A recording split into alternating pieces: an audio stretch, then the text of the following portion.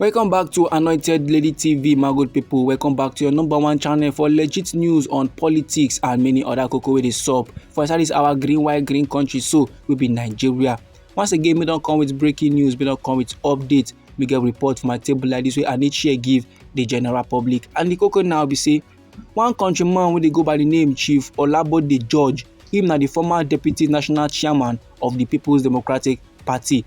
This countryman now don come outside dey express profound apprehension regarding the current status of this our white, green country so wey be Nigeria. And reports dey ground say the president of the Federal Republic of Nigeria no dey for Nigeria. The man now don travel go Paris, France. The reason why im travel never dey clear. The reason why our President Bola Ahmed Tinubu go France now is exclusively known to only him and his advisers. Now all this travel dey happen despite the numerous crises wey our country people dey face for inside this our white, green country so wey be Nigeria. And these crises dey include insecurity, starvation, unemployment and societal issues. Men dey kidnap men for inside we nation Nigeria. Men dey give men jungle justice for inside we nation Nigeria. Political tensions now don plaster for inside Rivers State, but our President Bola Ahmed Tinubu dey Paris. And na sake of these developments now, why the former deputy national chairman of the People's Democratic Party wey be Chief Olabode George come dey criticize the federal government plus the ruling All Progressive Congress wey be APC. And Sir George come still dey criticize the Red Chamber of the National Assembly wey be the Nigerian Senate. Take us say dem dey prioritize the recall of Senator Natasha over addressing the urgent issues of our white, green country wey be Nigeria. The former chairman of the People's Democratic Party comes dey yarn say one of the functions of history na for countrymen to organize, na for countrymen now to arrange themselves for future events. And him now wey be Oga George dey perceive indications of the All Progressive Congress led federal government their attempt to replicate the collapse of the First and Second Republics. Oga George now dey yarn say this federal government now, this administration led by our President Bola Ahmed Tinubu wey dey under the umbrella of the All Progressive Congress, they don dey do the things and things wey make the First and the Second Republic collapse so, and they are not using the basic function of history. They no wan learn from the past now take work for the future. Oga George constantly complain say with the things and things wey dey play so for inside with nation Nigeria, e no make sense at all. He say currently now those men now wey dey for positions of authority, dem dey unwilling, dem no wan learn from their past errors and e no make sense.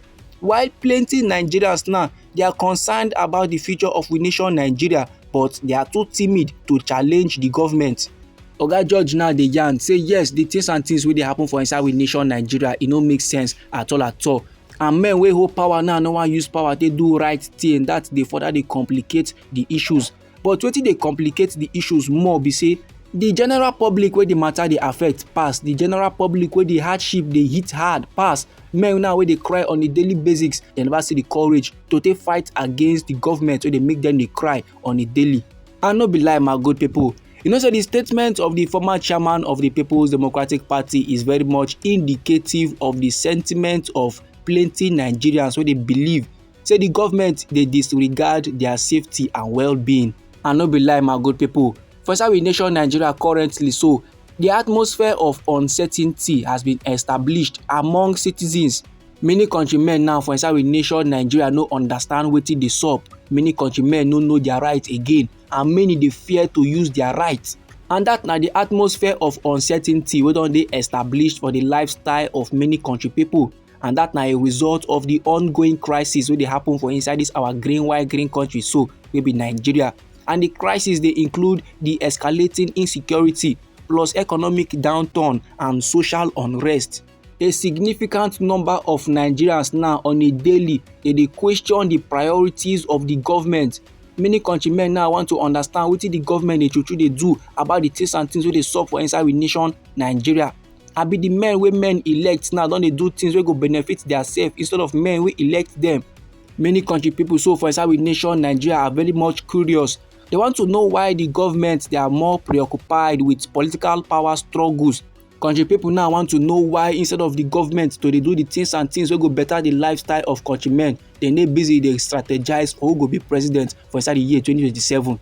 And normally, my good people, as Oga George come outside now dey criticize the priorities of the federal government, that no be an isolated incident at all. Oga George now don come outside come talk the mind of many country pipu. E don come outside come talk the mind of many civil society organizations, many opposition parties and many concerned citizens. Normally my good pipu, you know say e get some men wey dey live life the way life give them on a daily, but e get some men wey be say they are not happy on how things dey be, so they are not happy with things and things wey dey happen for their life, and that na why they dey express their dissatisfaction with the management of the government for the nation's crisis. That na why men dey ask the federal government what are they doing so far to calm down the crisis of the nation? What are they doing so far to wipe the tears out of the face of many countrymen wey dey cry?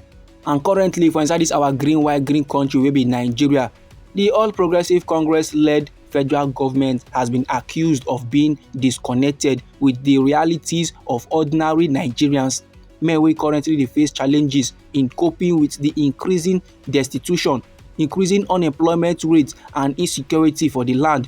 The government, their decision to prioritize the recall of Senator Natasha over the resolution of the country's urgent issues is doing more harm than good.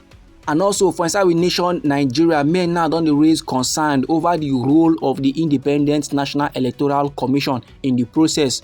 Some political observers now dey argue say the inconsistency of INEC, their handling of electoral issues, now dey contribute to a loss of public trust in the democratic system.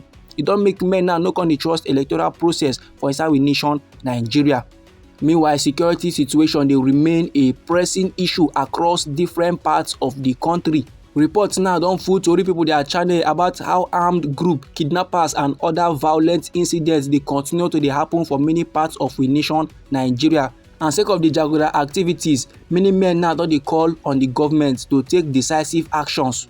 While many country pipu now dey express fear about wetin dey sup for their environment, men now dey yarn say they are no longer safe and they dey urge the authorities to deploy additional security measures to calm down threats for their region. And the controversy wey dey surround the foreign trip of our President Bola Ahmed Tinubu dey highlight the bigger tensions within the political landscape of this our white green country so wey be Nigeria.